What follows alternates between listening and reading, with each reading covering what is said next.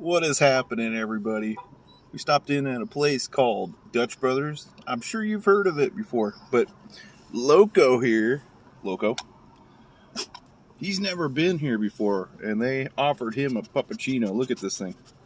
Better eat it fast, everybody. Check this out. There's a bone in there. They put like whipped cream in there and a milk bone or something.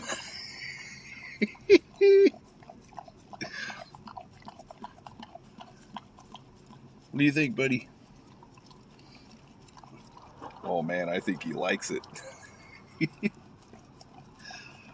How you gonna get that milk bone out of there, huh? Look at this. Alright, I just thought I'd show you that, guys. He's in heaven, and it was free. Can you believe that?